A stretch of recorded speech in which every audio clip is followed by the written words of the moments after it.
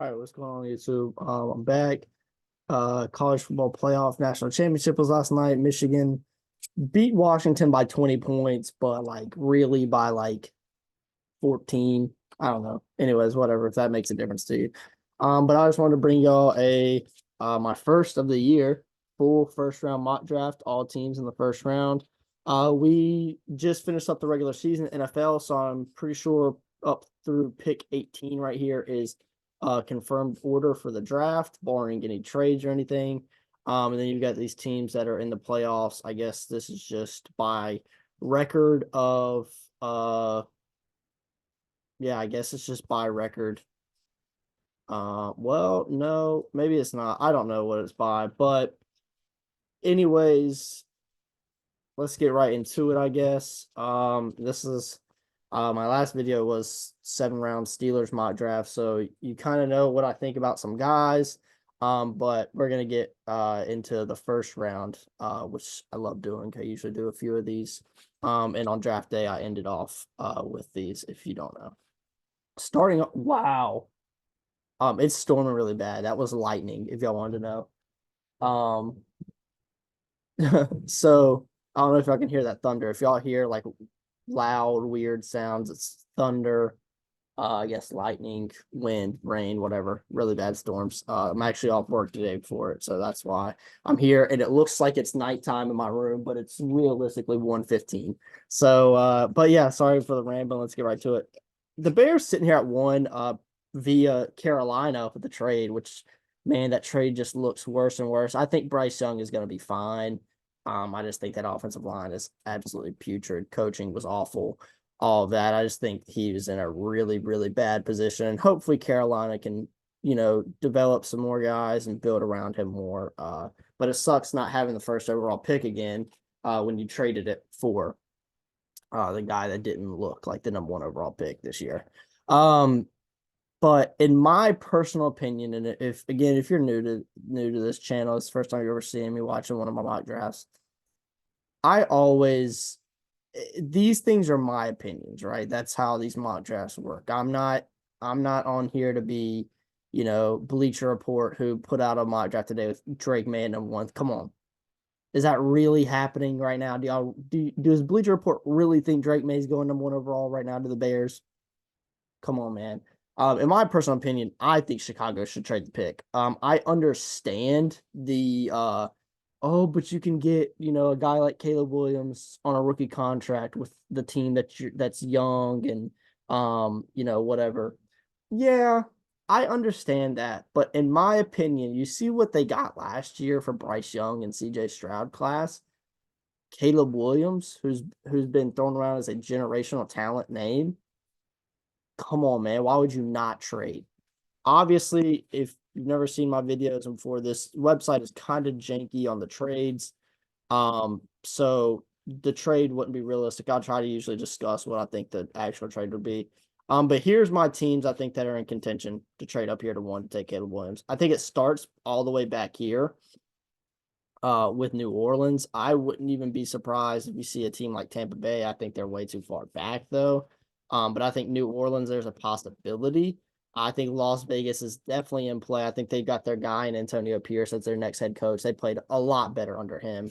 And shout out Aiden O'Connell, I guess. I mean, who knows what's going on with Denver? I wouldn't be surprised if Denver would move up. I don't think Minnesota would move up unless they are not planning on bringing Kirk Cousins back, and I think they are. Jets, I wouldn't see doing it. But I think Atlanta's definitely in play, sitting here at 8, which, last year Carolina was at 9 when they traded up. And I think the Giants could be in play, and then I think the Patriots and Commanders could be in play. Moving up from 2 or 3. But with that being said, I'm gonna make it interesting, and I'm gonna go with Atlanta, who just fired Arthur Smith. They're gonna be bringing in a new head coach. You're probably looking at like, I don't know. I mean, that's not even gonna get it done on here. On here, it gets it done with a first, a third, and a future first and second. But you're probably looking at it's going to definitely be 8 and a future first. I wouldn't be surprised if there's another first round thrown in there with other picks. But that's just going to be the trade I'm going to make to get it done because we're not doing anything more than a first round today. right? With that being said, Atlanta would take Caleb Williams, and getting Caleb Williams with Bijan and Tyler Algier and Drake London and Kyle Pitts. I mean, whew, and their defense didn't look terrible this year, man. And they've got money to spend too. Getting a new head coach, I mean, that's going to be something special. Washington's in a really, really weird position here because Sam Howell one week would look like that's your future guy, and the next week he would look like Nathan Peterman or somebody, you know. Really, really weird situation going on in Washington. I have no clue what they're gonna do. Honestly, if I was them, I would low key go O lineman and get like give Sam Howell just one more year. So I could see them also trading out of here with a team like the Giants or a team that I just mentioned like the Raiders or somebody. Try to jump New England, who's probably gonna take a quarterback. But I'm not gonna trade out of here. I'm just gonna give Washington their guy. And I think the top tackle this year is Fashanu. I think Joe Alt is very, very, very close. I think those two are very close in talent, but we're gonna go with Oli Fashanu, and they're gonna give Sam Howell one more year because why not? I guess I don't know. Then that leaves New England getting Drake May. Bill Belichick might be out of there. They get a new head coach, get a new quarterback, get right to it. Arizona, I mean, perfect position for Arizona. Marvin Harrison Jr. slips to 4. That man is something special, and that is a great pickup for Arizona. Great. Pair him with Hollywood Brown for the 8 games that he'll play. And have no targets in 3 of them, and then Michael Wilson, who looked really good this year. I think the Chargers pick has got to be Brock Bowers. If you've watched my channel over the past few years, there's like always a 2 or 3 picks every year I just fall in love with, and this is the first one I think I've really fallen in love with is Brock Bowers to the Chargers. Oh my goodness! I mean, that will be something insane.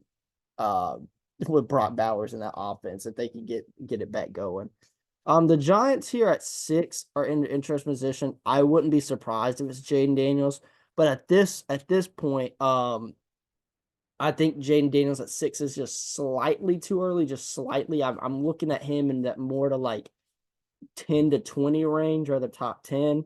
With that being said, Evan Neal has struggled at the right tackle position. I think you go and you get Joe Alt and you try to move Evan Neal to like a guard. I think it's a really good pick there for the Giants at 6. I wouldn't be surprised if a wide receiver is taken by them, but I think Joe Alt is the best move for them being with the board sitting how it is.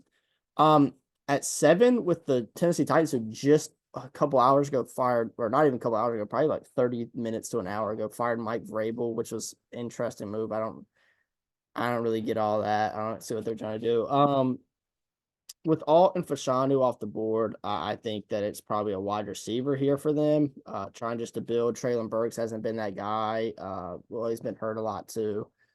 D Hop's been a good pickup for them, but how much longer does D Hop have? But I'm gonna have to go Malik Neighbors here. Malik Neighbors, Rome Odunze, Keon Coleman, Brian Thomas Jr., and a couple more names. I wouldn't be surprised if they're all in the first round. Definitely these two for sure after Neighbors, and probably him. Emeka Ibuka, A.D. Mitchell, Troy Franklin, Xavier Worthy. Like there's a few guys I wouldn't be surprised if they all slip into the first round. Malik Neighbors is going to hold that wide receiver 2 spot for right now. Over Rome Odunze. Rome Odunze last night in the college ball playoff championship kind of got strapped by Will Johnson, who that's the guy I think his draft stock will rise. I don't know how far down he is on this list, or he might not even be on this list. Is Will Johnson even in the draft? Will Johnson might not even be in the draft. I might be tripping here. Yeah, there's no way he's in the draft. He must be like a sophomore or something. Let me look that up. I mean, Will Johnson was like all over Rome Odunze last night. Oh my gosh, Will Johnson is a sophomore. I thought he was a junior or a senior. Wow, so he's definitely not. He'll probably be CB1 going into the year next year. Anyways, I'm tripping here. Chicago is now in a very interesting position with Jayden Daniels sitting here. If you're like, okay, Justin Fields isn't the guy, and we just tricked everybody, and you want to go Jayden Daniels, I think this would be a perfect position for them to do so. However, again, not going to do that. I think Justin Fields sticks in Chicago. I think it's the best move for them. I am going to go Rome Odunze, who I was just talking about, and then I'm going to pair that up with an edge rusher and Dallas Turner out of Alabama. I think that's really good 1-2 pick for them right there. And man, Dallas Turner is a monster. I think he is the best edge player in this class by a kind of slim margin. I like Leatu Latu. I just think that his injury history might be a concern. That's another person is Michael Penix Jr. with the injury history, which I'll probably get to later. Jared Verse, I haven't been too impressed with Jared Verse, but I mean, I get why people like him. I like Chop Robinson and Braylon Trice more than these two. Well, more than Verse at least. Latu is a monster. Latu is my number 2, but just I think he's gonna fall again because of injury concern. Jets probably look JC Latham here. Maybe you look Keon Coleman. I think it might be a little too early for Keon Coleman. Um, sorry. If Brock Bowers is on the board, but I'm gonna be very, very interesting here. Um, the Jets at 10, and this might mess some things up here in my draft, but I'm gonna do it. I'm gonna take Jayden Daniels at 10 to the Jets. Yeah. Back up to Aaron Rodgers. Sit a year behind Aaron Rodgers. I know the play styles are a little different, but why not sit him behind a guy like Aaron Rodgers? I think where Jayden Daniels could improve his game the most is throwing. I think he throws fine for a dual threat quarterback, but it might not transition to the NFL. We've seen dual threat quarterbacks not be able to transition to the NFL while throwing the football. So why would you not sit him behind a guy that's been, if not the best, one of the best prolific passers in NFL history in Aaron Rodgers? Because Zach Wilson supposedly is not your guy, according to them, and according to some other things. Minnesota is another team. I wouldn't be surprised if they go out and they take Jayden Daniels, but they bring back Kirk Cousins for a year. But with Jayden Daniels being off the board, I'd probably look edge or corner for them here in Minnesota. I am gonna take my CB1, Nate Wiggins, just edging out over Kool-Aid McKinstry as CB1 for me. I'll get into the cornerback class a little bit more later, but then that opens up the door for Denver. I think it flips if Minnesota goes edge and Denver could go corner. But I know I was talking about his injury history and stuff, but I just think he's too good. He's one of these guys that he's just too good. And I'm gonna take Leatu Latu at 12 to Denver. I'm at 13 with Las Vegas. I was originally planning to take Jayden Daniels here. He is now off the board, so you're probably gonna look corner and Kool-Aid McKinstry. You might look D-line and Johnny Newton. I think I'm gonna go Johnny Newton to put him on that line with with a pass rush of Max Crosby and everything. But man, if Jayden Daniels gets here to 13, Las Vegas has gotta pick Jayden Daniels. At 14 with the New Orleans Saints, I wouldn't be surprised if they go edge here. I wouldn't be surprised if they go wide receiver. Offensive tackle, I think, is in play. If Johnny Newton's still on the board, that's probably my pick here. But I think I'm gonna have to go JC Latham at 14 to the Saints. At 15, Indianapolis receiver is a must, I think, right now, as it sits right now. Because you remember when I do these drafts, you gotta think I can't play into anything a factor right now, free agency and stuff like that. And Michael Pittman Jr. is a free agent this year. And I think Kansas City is gonna make a really strong push for him.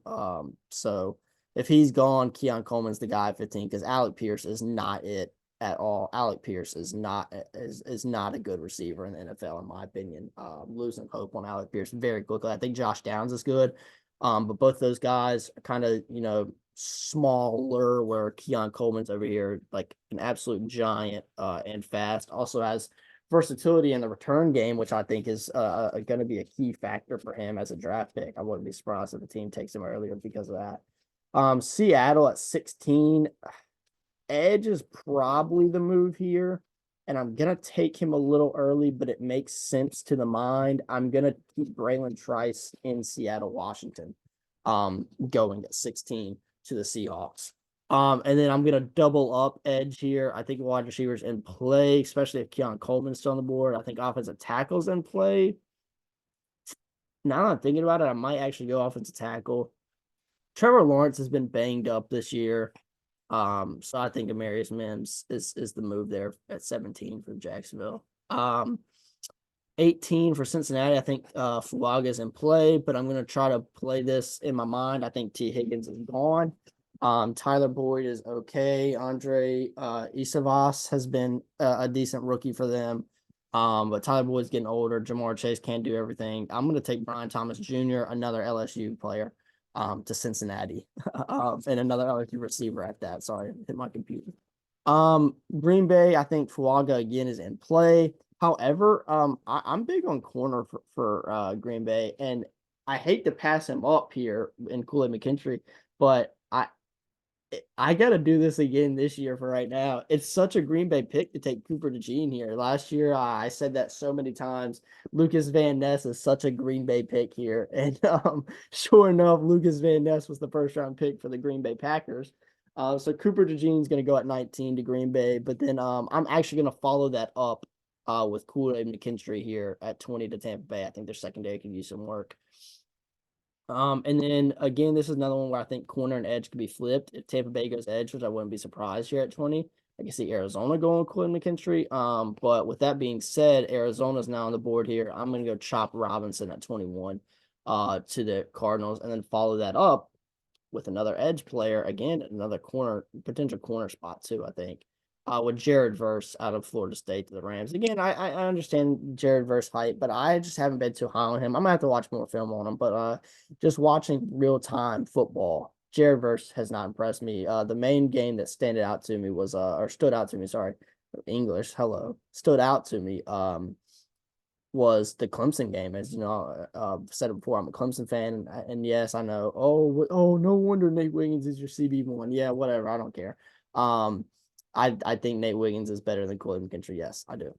Seriously, I don't know about 10 picks better because where did I take Wiggins at 11 and I took McKinstry at 20. I just think that corner might not be the move for most of these teams. That's why McKinstry did fall a little more. I don't like him being at 20. I think he would go earlier, but that's how this draft goes. But Jared Verse, again, what I was saying is the Clemson game, the Clemson offensive line, especially early in the year, was awful, especially in pass coverage. And Jared Verse was not a big factor in that game at all. He just didn't impress me. That was the first time I really really watched Florida State this year. Was that Clemson game, and I don't know, just Jared Verse is compared to the other guys, like even JT Tuimoloau, or how you say it, like he had a monster game against Oli Fashanu in that Penn State game. Like Chris Braswell, like I don't know. Jared Verse just right now to me is just not a top 3 edge guy in the class. And if he is for you, I understand. Whatever. Let me stop rambling. At 23, I think for my Steelers, corner and offensive tackle have got to be the two that you're considering. I would even consider, one of these two guys here because center was so bad for us and Mason Cole this year. I just think it's too early to take a center. I think that's going to be like a round 2 pick look. And with Talise Fuaga still being here, I think that's the move. I could see us going Terry and Arnold, Kamari Lassiter here. But I'm going to go Fuaga. He's just been an absolute just like mauler in the run game at Oregon State this year. I think I said the same exact line in our 7-round mock draft. I think I took him both times for the Steelers. Absolute mauler. We really started to get the run game going late in the year. I love our 1-2 punch and Najee Harris and Jalen Mighty Mouse Warren. So I think Fuaga would fit in very well. I'm not sure if we would just put him at left and stick Broderick at right, but I wouldn't be surprised if we slide Broderick back over to left and put Fuaga at right tackle. And then once we adjust that center, offensive line is back. I'm telling you, once we address center, offense line is back. Another thing about corner real quick before I move on to Miami's pick is I think there's a lot of guys at the corner position that we could target in free agency or probably that will be made available for trades. One is being Jalen Johnson. I really want us to trade. Sign Jalen Johnson in free agency. I wanted us to trade for him, which we were really close to doing, I'm pretty sure, at the trade deadline. But but I wouldn't be surprised if it's corner to put opposite of Joey Porter Jr., who had an amazing rookie year. Our draft class last year was awesome. But anyway, sorry, enough bragging on my Steelers. Shout out to them for getting in the playoffs though. Dolphins at 24. Surprise, Dolphins have a first round pick this year. Crazy, it feels like, right? I think offensive tackles in play with Troy Fatanu. He didn't have too good of a night, or not. Well, he didn't have a great night last night in the playoff game. I wouldn't be surprised if they're the one team. I think maybe to go interior with Graham Barton, who was originally listed as a tackle, but I think I said it in the 7 round mock draft. The Steelers, I'm pretty sure he was going to slide to inside, and now they've changed his designation. I don't think defensive line really is anybody here. Maybe Tavondre Sweat fits in there somehow. Safety, same. The safety right now, I'm still all in on Javon Bullard. I think he's the best safety in this class. Cameron Kitchens, really close behind. But I'm not sure if any of the safeties slide into the first round. JT Tuimoloau's in play here, and I mean, Emeka Ibuka and AD Mitchell might even be in play here. But with that being said, I guess it's BPA a position of need, and I guess that's going to be Troy Fatanu here at 24 to Miami. 25, 25 to Eagles. Easy's got to be secondary. Georgia players here, so I'm just going to take a Georgia player. Kamari Lassiter. I don't know if Kamari Lassiter necessarily is better than Terry and Arnold. I could see him going before him for sure. I think them two are very close. But Kamari Lassiter at 25 to the Eagles just makes too much sense, doesn't it? 26 to KC. I think wide receiver has got to be a look. With Fatanu being off the board, if Fatanu was still on the board, I could see him here. Kingsley Suamatia, I think as I say it, rising up draft board, so I wouldn't be surprised if he fits into the first round. But I love the pick of AD Mitchell to the Chiefs here at 26. I've loved it for a little while. Igbuka's in play. I think JT Tuimoloau's in play, so definitely both Ohio State guys. Again, I don't know. Maybe Tyrion Arnold's in play here. I kind of like that pick, but I am gonna go receiver here for Houston. And Emeka Ibuka. 28 Detroit. I think cornerback is definitely the position you're going to look at, and Terry Arnold still being on the board here. I think edge and defense line is also in play, but Terry Arnold corner out of Alabama at 28 slipped a little bit too much for me, I think, in my opinion. The Bills, I think, could also look corner, D line, and wide receiver, especially with Gabe Davis potentially leaving. And I think Troy Franklin is a good, very, very fast receiver that they could go out and get. At 30 for Dallas, I think D line's in play still. It's not up here. I know they took Mozzie Smith last year, but I think linebackers in play. But linebacker is kind of like safety and center and really interior all around. Where I don't think there's really anybody that's going to fit in to the first round. I think Jeremiah Tryer Jr. is good. Edgerrin Cooper is also good, but I don't think either of them must fit in the first round. I think corners in play here. I think offensive tackles in play here, especially Tyron Smith getting old. And with that being said, I was just talking about a minute ago. Kingsley Suamatia fits into the first round here at 30 to the Cowboys. And then the two Super Bowl favorites, the 49ers and the Ravens. 49ers, I think offensive tackle is also very much in play.